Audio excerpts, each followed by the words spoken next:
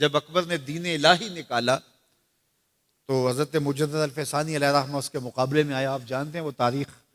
تو اس نے کہا تھا کہ السلام علیکم یہ مسلمانوں کا شعار ہے. تو ایک نیا لفظ لے کر آتے ہیں.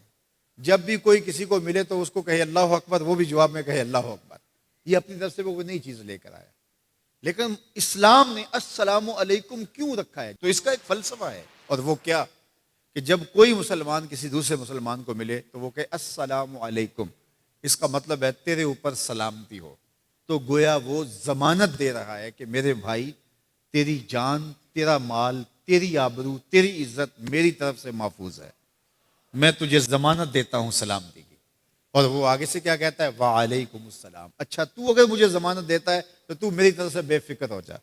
تیری آبرو میری آبرو ہے, تیری عزت میری عزت ہے, تیرا مال میرا مال ہے, اس لیے میری طرف سے تجھے کوئی فکر نہیں ہوگی. اب ایک دوسرے سے انہیں خطرہ نہیں ہونا چاہیے, ایک دوسرے کو ضمانت دے چکے ہیں, عہد کر چکے ہیں.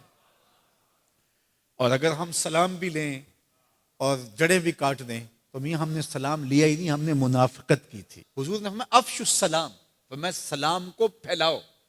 یعنی سلام کو پھیلاؤ گے تو امن پھیلے گا. سلام سلامتی سے ہے, یہ آپ امن دیتے ہیں. ہارون الرشید کے زمانے میں ایک شخص کو سزائے موت کا حکم ہو گیا. تو اس قیدی سے پوچھا سزائے موت سے قبل تیرا آخری حق.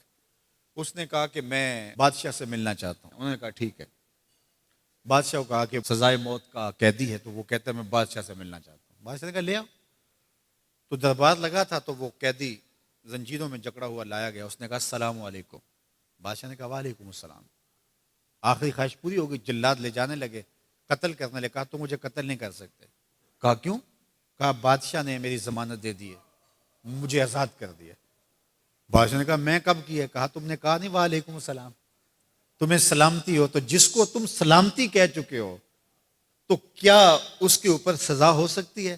تو بادشاہ مسکرانے لگا, کہا جاؤ میں نے اس کو آزاد کیا. وعلیکم السلام کہہ دیا تو پھر سلامتی ہوگی نا. اسی لیے ہم کہتے ہیں حضور پہ سلام پڑھا کرو. حضور پر جب سلام پڑھو گے تو حضور بھی سلام کا جواب دیں گے.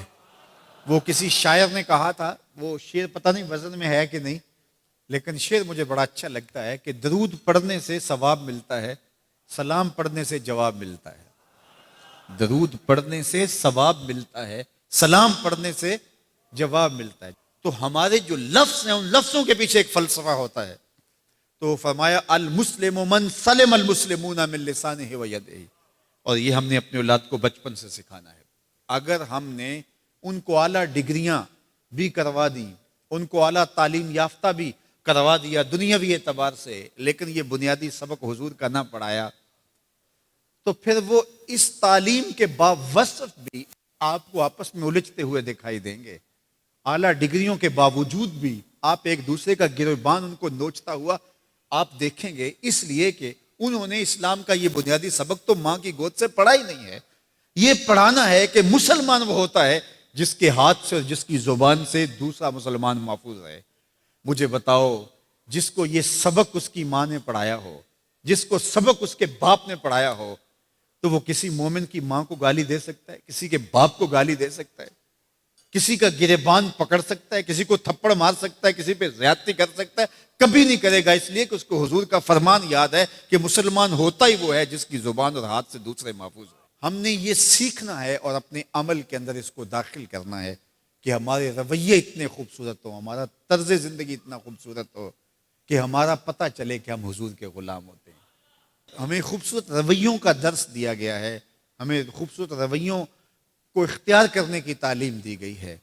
تو ہم اپنے آپ کو دیکھیں اور ہم اپنے دل کو صاف کریں, اپنی زبان کو صاف کریں, اپنی آنکھوں کو پاکیزہ بنائیں, اپنی سوچوں کو عفت دیں, اور دیکھیں کہ ہم کھڑے کہاں ہیں. جس کے 2 دن برابر ہیں, آج کا اور کل کا, تو وہ خرابی پہ ہے. سرخرو وہ ہے کہ جس کے دونوں دنوں کے اندر واضح فرق ہو, ہر لمحہ اس کا بہتری کی طرف چلا جا رہا ہو, تو وہ ترقی کی طرف ہے, ورنہ وہ تنزل کا شکار ہو رہا ہے.